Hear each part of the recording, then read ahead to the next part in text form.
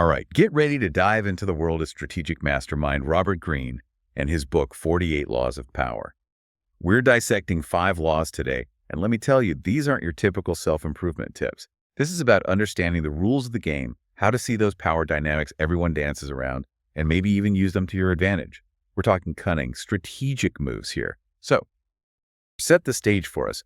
What kind of vibe are we getting from Greene with these laws? You're right. These laws are definitely more about strategy than morality. Greene lays out how power dynamics have played out historically, but he doesn't necessarily say, go do this. It's more like he's giving you a backstage pass to a world most people don't even realize exists. So it's about awareness as much as action.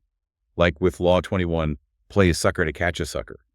The idea of appearing less intelligent to disarm your opponent is kind of genius in a slightly devious way. Exactly. Greene uses the example of Otto von Bismarck, the Prussian statesman. He was a brilliant strategist, but he often played the part of a country bumpkin. By downplaying his intelligence, Bismarck lulled his opponents into a false sense of security, and bam, he'd outmaneuver them, having anticipated their moves the whole time. It's like that moment in a movie when the quiet, unassuming character turns out to be the mastermind behind everything. But wouldn't that backfire if someone saw through the act? That's where the real skill comes in gauging your opponent, knowing when to play it cool and when to reveal your hand. Bismarck was a master of reading people and understanding the motivations behind their actions. He knew exactly when and how to use this law to his advantage.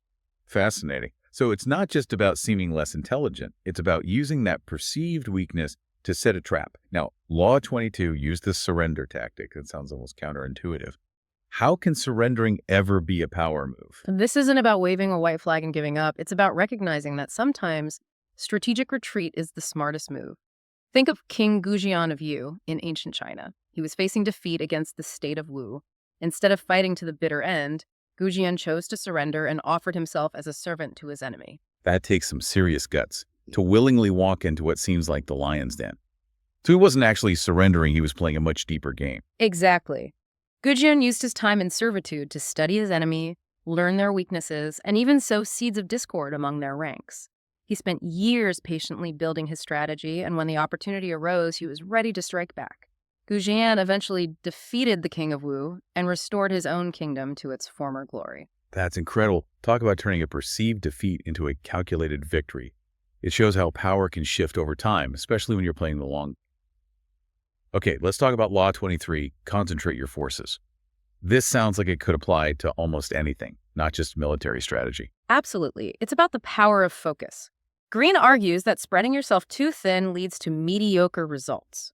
To achieve real impact, you need to direct your energy, resources, and efforts toward a single point of attack, whether that's a business deal, a creative project, or even a personal goal. So it's about choosing your battles wisely and then going all in. Kind of like that old saying, don't put all your eggs in one basket, except in this case, you are putting all your eggs in one basket, but you've chosen that basket very carefully, right? Precisely. You've assessed the risks, you've weighed the potential rewards, and you're laser focused on achieving your objective. So it's not about spreading yourself thin and hoping something sticks. It's about making a strategic decision to focus your energy where it matters most.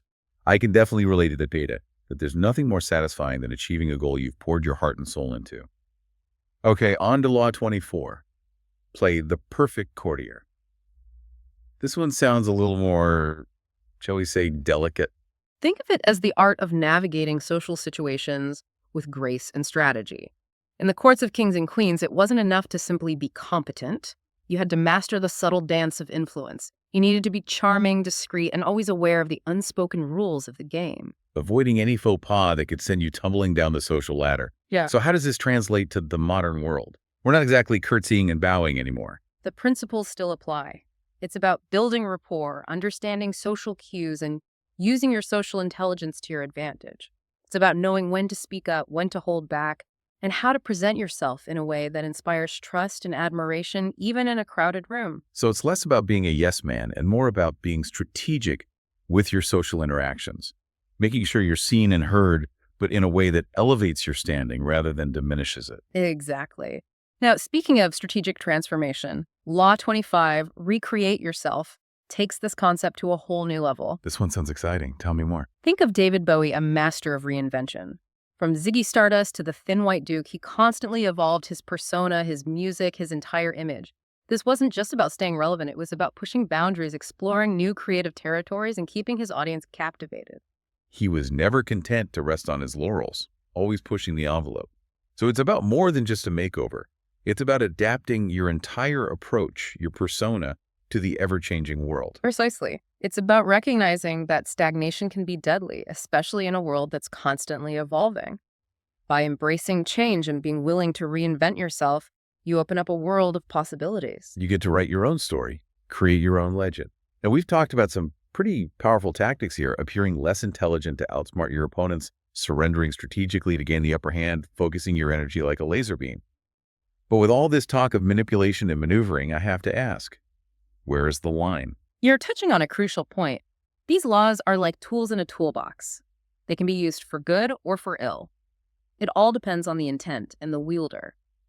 Greene himself doesn't condone using these laws to harm others. He's simply presenting them as a way to understand the dynamics of power, both in history and in our own lives. So it's like you're saying we've got to learn the rules, but then we get to choose how we play the game.